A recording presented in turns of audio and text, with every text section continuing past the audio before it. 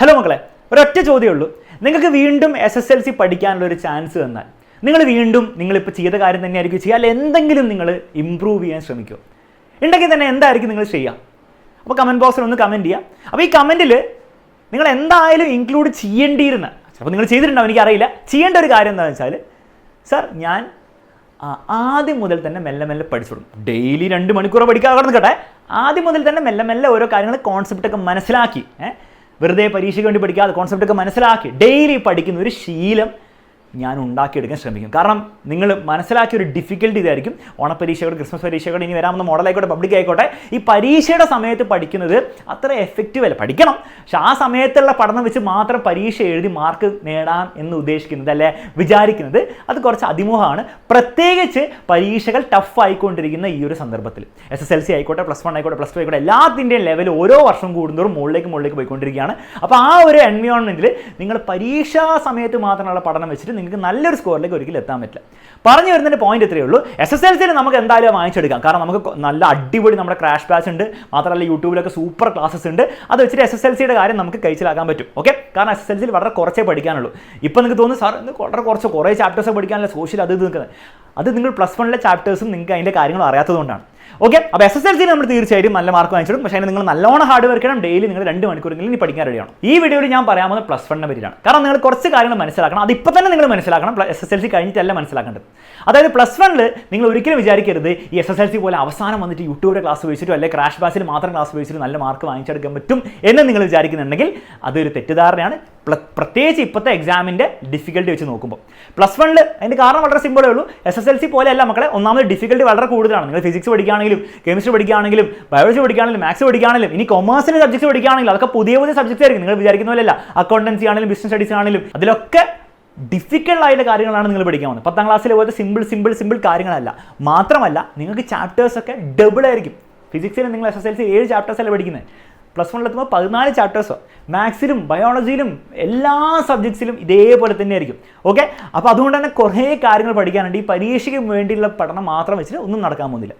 Point ഇത്രയേ ഉള്ളൂ മക്കളെ. നെക്സ്റ്റ് ഇയർ നിങ്ങൾ +1 എത്തുമ്പോൾ നിങ്ങൾ എന്തായാലും എത്തുമ്പോൾ നിങ്ങൾ എന്തെങ്കിലും ഒരു സൊല്യൂഷൻ നിങ്ങൾ കണ്ടെത്തണം. നിങ്ങളുടെ സ്കൂളിലെ ക്ലാസ് ഭയങ്കര ഗംഭീര ക്ലാസ് ആണെങ്കിൽ നിങ്ങൾ അത് ഉപയോഗിച്ചിട്ട് ഡെയിലി പഠിക്കാൻ തീരുമാനിച്ചാൽ തീരാവുന്ന പ്രശ്നമുള്ളൂ. നിങ്ങൾ എക്സാമിനറിൻ്റെ ബാച്ചിലും ആരുടെ ബാച്ചിലും നിങ്ങൾ ജോയിൻ ചെയ്യേണ്ട ആവശ്യമില്ല. പക്ഷെ അതല്ലെങ്കിൽ, അങ്ങനെ ഒരു സൊല്യൂഷൻ ഇല്ലെങ്കിൽ എക്സാമിനർ നിങ്ങൾക്ക് ഓഫർ ചെയ്യാൻ പോകുന്ന സൊല്യൂഷനാണ് നമ്മുടെ +1 അഗ്നി ബാച്ച്.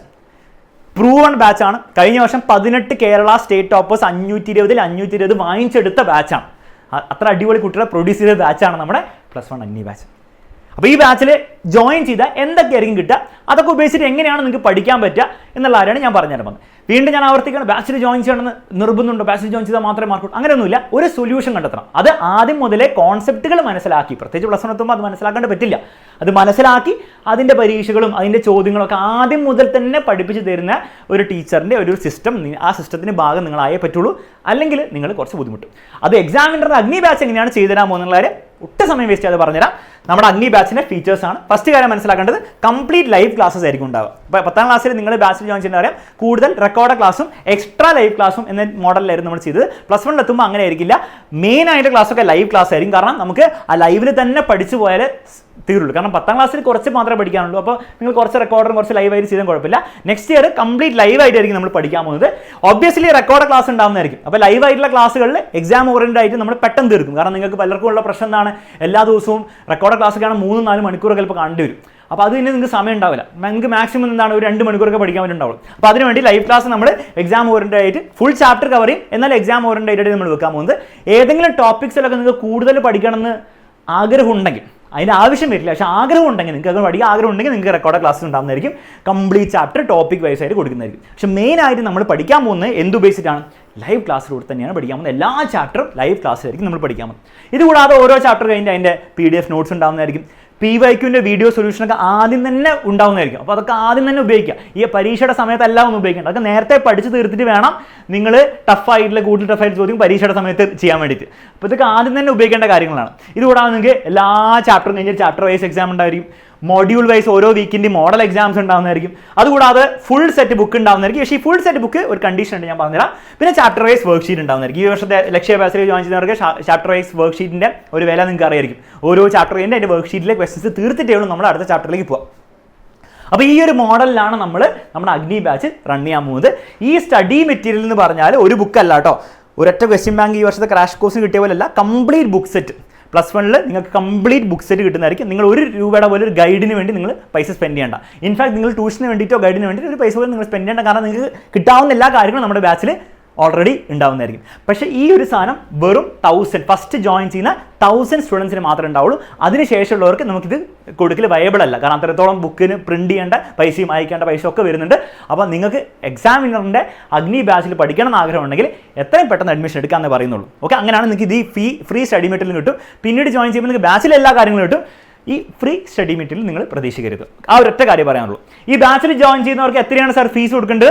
5,999 അഥവാ 6,000 റുപ്പീസാണ് ഇൻക്ലൂഡിംഗ് സ്റ്റഡി മെറ്റീരിയൽ. പക്ഷേ ഇൻക്ലൂഡിംഗ് സ്റ്റഡി മെറ്റീരിയൽ ആവണമെങ്കിൽ നിങ്ങൾ എത്രയും പെട്ടെന്ന് തന്നെ അഡ്മിഷൻ എടുക്കണം. എത്രയും പെട്ടെന്ന് പറഞ്ഞാൽ നിങ്ങൾക്ക് തീരുമാനിക്കാം. നിങ്ങളുടെ പേരൻസിനോട് സംസാരിച്ചിട്ട് നിങ്ങൾക്ക് എക്സാമിനറിൻ്റെ ടീച്ചേഴ്സ് ട്രസ്റ്റ് ഉണ്ടെങ്കിൽ എക്സാമിനറിൻ്റെ റിസൾട്ട് ഓൾറെഡി കാണിച്ചു തന്നിട്ടുണ്ട്. അപ്പോൾ ബാച്ചിൻ്റെ എഫക്റ്റീവ്നെസ്സിൽ കൂടുതൽ ട്രസ്റ്റ് ചെയ്യേണ്ട ആവശ്യമില്ല.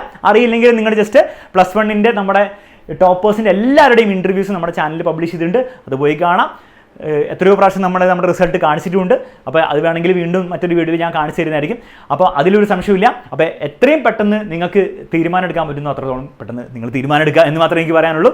അപ്പോൾ നെക്സ്റ്റ് ഇയറിലേക്ക് എക്സാമിനറിൻ്റെ അഗ്നി ബാച്ചും അഗ്നിയിലെ പിള്ളേരും എന്തായാലും പരീക്ഷ ക്രാക്ക് ചെയ്യാൻ വേണ്ടി +1 പബ്ലിക് എക്സാം ക്രാക്ക് ചെയ്യാൻ വേണ്ടിയിട്ട് റെഡി ആവാൻ പോവുകയാണ്. അതിൽ നിങ്ങൾക്കൊരു ഭാഗമാകണോ എന്ന് മാത്രമേ നിങ്ങളോട് ചോദിക്കേണ്ട ചോദ്യമുള്ളൂ.